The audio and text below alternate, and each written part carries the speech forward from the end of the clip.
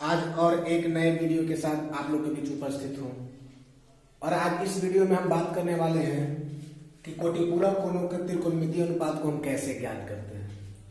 तो कोटिपूरक के त्रिकोणमितीय अनुपात में सबसे पहले आज हम समझेंगे कि कोटिपूरक कोण किसे कहते हैं।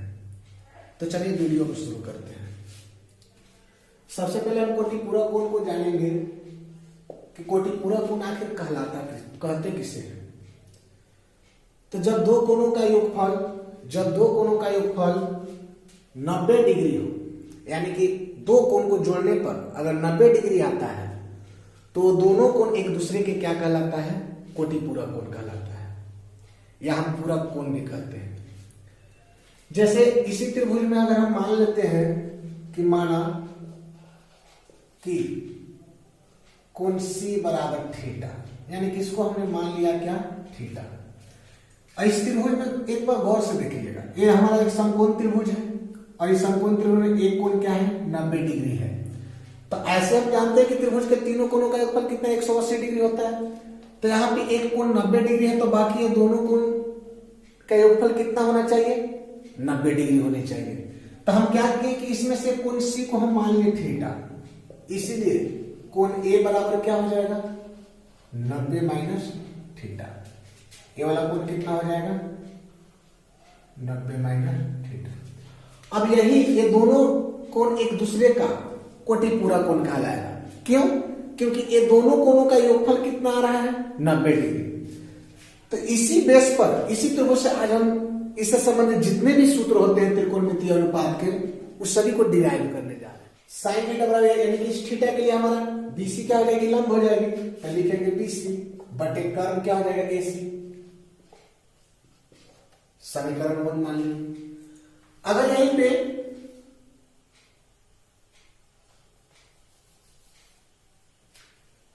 कॉस थीटा की अगर बात करते हैं तो कॉस थीटा बराबर क्या हो जाएगा? AB बटे AC। इसको 2 मान लेते हैं। इसी में अगर हम tan थीटा की अगर बात करते हैं तो tan थीटा बराबर क्या हो जाएगा? tan थीटा बराबर, ध्यान से देखिएगा, इसमें लंब बटे आधार, यानी कि BC बटे AB हो जाएगा। इसको मान लिए 3। अगर इसी में cot थीटा बराबर अगर देख लिया जाए तो cot थीटा बराबर क्या हो जाएगा? AB बटे AC, सॉरी AB बटे BC।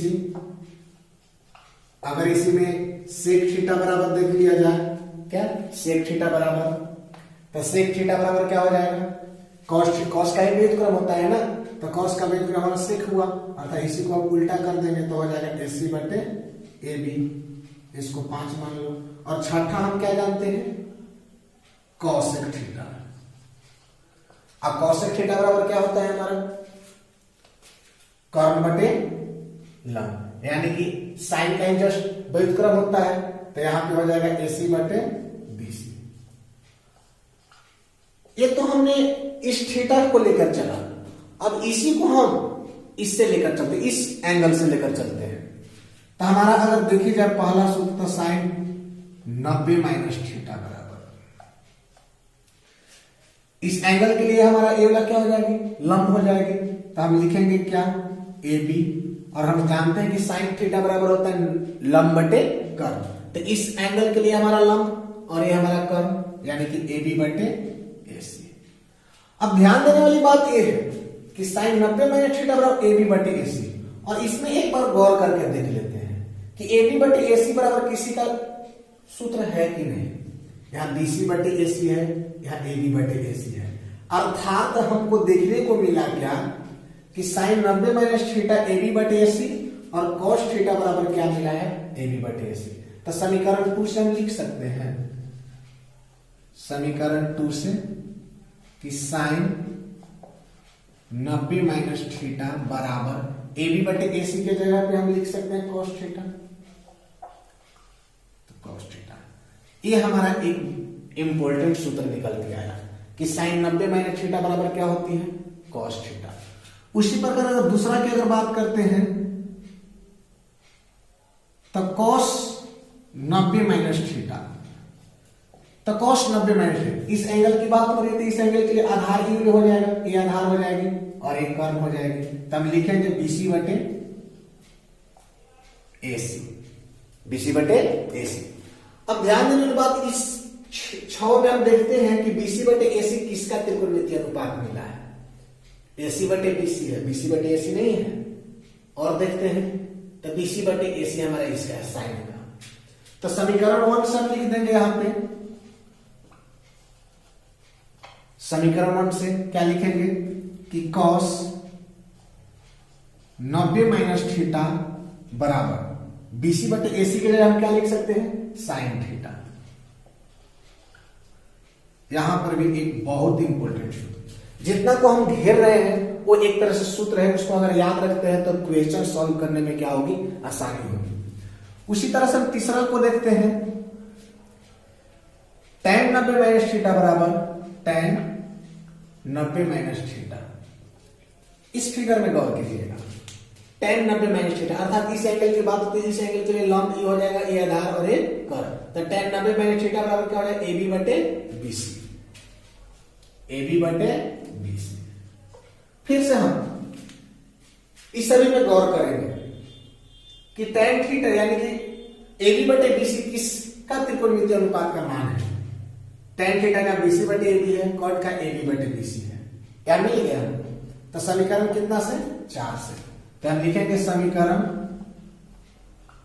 4 से tan theta tan 90 minus theta बराबर क्या लिखेंगे? cot थीटा, क्योंकि AB बटे BC हमारा cot थीटा का मान है और AB बटे BC हमारा tan 90 माइनस थीटा यहाँ है, तो ये दोनों का मान आपस में क्या है? बराबर है। उसी में चौथा की अगर बात करते हैं,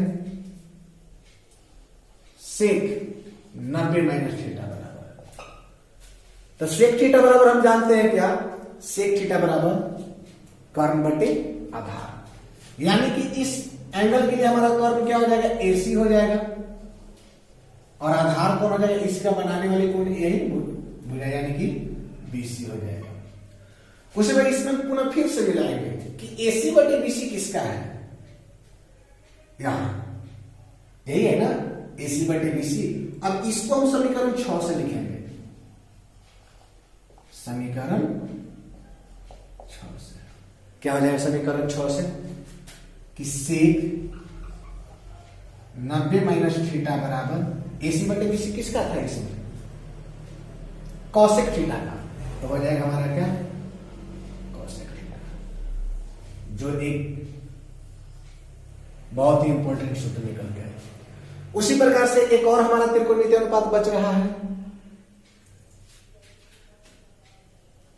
पांचवा अगर देखा जाए तब cot 90 माइनस थीटा बराबर, cot की बात हो रही है, तो cot थीटा बराबर हम जानते हैं शुरू से त्रिकोणमितीय अनुपात में कि आधार बटे लंब होती है।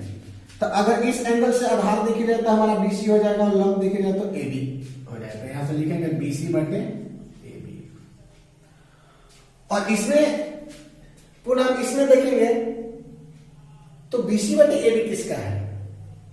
BC बटे AB tan थीटा का है, BC बटे AB। तो हम लिखेंगे आप पुनः फिर समीकरण 3 से, कितना से? समीकरण 3 से। समीकरण 3 से हम यही लिखेंगे कि cot 90 माइनस थीटा बराबर BC बटे AB की जगह हम लिख सकते हैं क्या? tan theta. एक और सूत्र निकल गया। एक लास्ट सूत्र इसमें होती है, छठा नंबर, क्या क्या चीज का निकाल लिया? साइन का निकाल लिया, कॉस का निकाल लिया, tan का, सेक का, कॉट का, अभी कॉसेक का बच रहा है। तो यहां पे अगर कॉसेक 90 माइनस थीटा की अगर बात करते हैं तो ऐसे हम कॉसेक थीटा बराबर जानते हैं कर्म बटे लंब। तो इस कॉसेक 90 माइनस थीटा इस एंगल से अगर देखी जाए तो कर्म हमारा AC हो जाएगा, तो AC बटे लंब हमारा इस एंगल के लिए AB हो जाएगी, तो AB। अब इसमें देखते हैं कि किस AC बटे AB कहां है, तो AC बटे AB हमारा कहां है? सेक थीटा में। ध्यान से देखो, सेक थीटा बराबर AC बटे AB। तो समीकरण 5 से हम लिख देंगे यहां पे क्या? कि कॉसेक 90 माइनस थीटा बराबर क्या, सेक थीटा। हमने यहां पे जितना भी फॉर्मूला लिखा एक कोटिपूरक एंगल है। कोटिपूरक एंगल कहने का मतलब जब दो कोणों का योगफल 90 डिग्री के बराबर हो, क्योंकि इसका और इसका ये दोनों को अगर हम जोड़ देते हैं तो कितना के बराबर आता है, 90। जितना भी यहाँ पे फॉर्मूला लिखा गया है, जितना भी सूत्र लिखा गया है, सभी में कोणों का योगफल 90 डिग्री को लेकर के अर्थात इस बेस पर बनाई गई है। तो आई होप ये बात समझ में आ गई होगी, इस जितना भी मेथड है समझ में आ गई होगी। अभी हमने क्या सीखा, साइन 90 माइनस थीटा बराबर cos theta, cos 90 minus theta बराबर sine theta, tan 90 minus theta बराबर कॉट थीटा, और कॉट 90 माइनस थीटा बराबर tan theta, sec 90 minus theta बराबर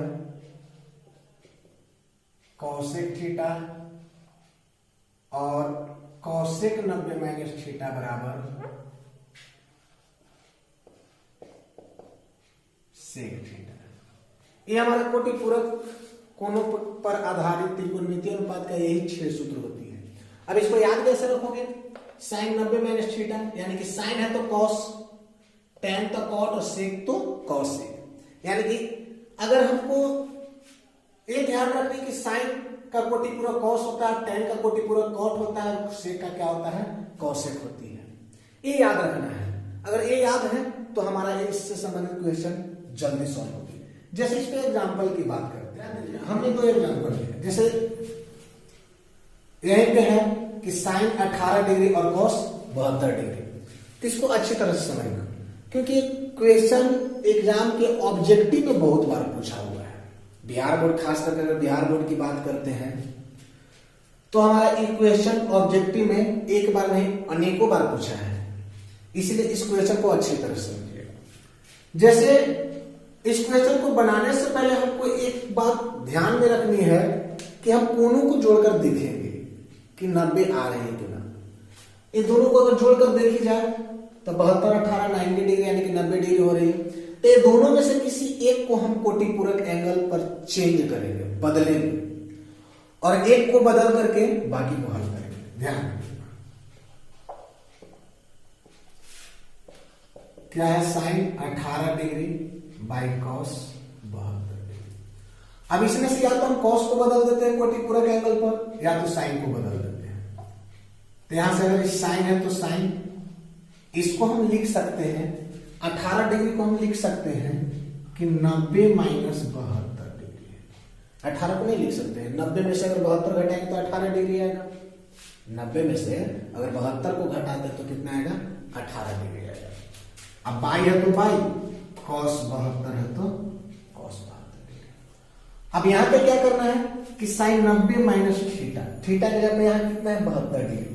तो साइन 90 माइनस थीटा बराबर क्या होता है, कॉस थीटा। तो हम लिख सकते हैं कॉस 72 डिग्री। अब बाई नीचे तो कॉस 72 डिग्री पहले से है, ये दोनों कट जाएगा, कितना आ जाएगा 1, यानी कि आ गया 1। उसी प्रकार दूसरा क्वेश्चन हमको क्या कह रहा है कि tan 48 tan 23 tan यानी कि tan 48 into tan 23 into tan 42 into tan 67 is equal to 1 सीध करना है, अर्थात इसको दिखाना है। तो चलते एलएचएस से, हमारा क्या है, tan 48 degree, tan 23 degree, tan 42 degree और tan 67 डिग्री। ये हमको एलएचएस में इतना दिया हुआ है। अब इसमें हम एक बात ध्यान देंगे, वही नियम को अपनाना है, अर्थात इसमें कोणों को जोड़कर देखना है कि किस किस कोण को जोड़ने पर हमको कितना आ रहा है, 90 डिग्री आ रही है। अगर जैसे इसी को देखते हैं 48 और 42, ये दोनों को जोड़ना पर कितना आ रहा है, 90 डिग्री आ रही है। 8 2 10 4 4 8 1 9 यानी कि 90 डिग्री आ रहे हैं। तो ये दोनों में से हम कोई एक को बदलेंगे, ये नहीं कि हम दोनों को बदल देंगे। यहां पर इसको और इसको जोड़ना पर कितना आ रहा है, इस 23 डिग्री और 67 डिग्री को जोड़ा पर कितना आ रहा है? 90 डिग्री आ रही है। तो दोनों में से किसी एक को बदलेंगे, ये नहीं कि दोनों को बदल देंगे। अर्थात इसको और इसको जोड़ा पर 90 आ रहा था, तो ये दोनों में से एक को बदलते हैं। अर्थात इस tan है तो tan लिखेंगे, 48 को हम लिख सकते हैं 90 माइनस 42 डिग्री। 90 में से 42 घटाएंगे तो 48 आ जाएगा। इंटू है तो इंटू, और इसको और इसको जोड़ा पर भी आ रहा था 90 डिग्री, तो इसको भी बदल देते हैं। tan इसको लिख सकते हैं 90 माइनस 67 डिग्री। 90 में से 67 घटाएंगे तो 23 आएगा। बाकी दोनों को छोड़ देंगे वैसे हैं। tan 42 डिग्री और tan 67 डिग्री। बात समझ में आई? अब इसका सूत्र हम लगाएंगे। कोटिपूरक एंगल का जो सूत्र होता है tan 90 minus 42, tan 90 minus theta, अर्थात थीटा की जगह कितना है? 42 डिग्री है। तो tan 90 माइनस थीटा क्या होता है? cot theta. तो यहां से हम लिख सकते हैं cot 42 डिग्री इंटू, यहां से हम लिख सकते हैं cot 67 डिग्री, और ये है तो ये tan 42 डिग्री और tan 67 डिग्री। अब क्या करेंगे कि tan 42, cot 42 और tan 42 को एक साथ, और cot 67 और tan 67 को एक साथ रखते हैं। तो यहां पे रखेंगे तो क्या हो जाएगा? tan 42 degree into cot 42 degree. फिर यहां पे क्या है, इसको एक साथ ले लिए into tan 67 degree into cot 67 degree. ये दोनों को एक साथ ले लिए। और याद कीजिए, हमने एक पिछला क्लास में सूत्र दिया था, पिछला वीडियो में हम सूत्र बतलाए थे कि tan theta into cot theta बराबर 1। शायद याद होगा, ये थीटा सेम होनी चाहिए। बतलाए होंगे पिछला वीडियो में कि tan theta into cot theta बराबर क्या होता है? 1 होता है। अगर नहीं ध्यान में है तो जाकर इससे पहले वाला वीडियो देखें ताकि ये सब सूत्र याद हो जाए। तो यहाँ पे tan, यहाँ पे भी दोनों का एंगल क्या है? सेम है, इसलिए ये सूत्र लग गया यहाँ पे। तो tan theta into cot theta बराबर क्या होता है? 1। तो यहाँ से लिखे tan 42 इंटू cot 42 बराबर क्या हो जाएगा? 1। इंटू है तो इंटू tan 67 इंटू cot 67, यहाँ भी दोनों का एंगल सेम है, तो tan 67 इंटू cot 67 बराबर क्या हो जाएगा? 1। ये दोनों को मल्टीप्लाई यानी गुना कर देंगे तो कितना आएगा? 1। यही हमको जानना था। रूट बात समझ में? तो इसी तरह से हम क्वेश्चन को सॉल्व करते हैं। अगर ये वीडियो अच्छा लगा हो तो प्लीज इसे लाइक, शेयर और सब्सक्राइब, इस चैनल को सब्सक्राइब जरूर कर लें ताकि इस तरह के वीडियो आप लोग को मिलते रहे। हाँ, एक बात और, अगर वीडियो को हम एक बार देखते हैं, अगर नहीं समझ में आता है तो उसे बार बार रिपीट करें। एक से अधिक यानी कि 1 से 2 बार अगर वीडियो को देखते हैं तो ये आसानी से सॉल्व हो जाएगा, आसानी से समझ में आ जाएगी। बात समझ में आया? धन्यवाद।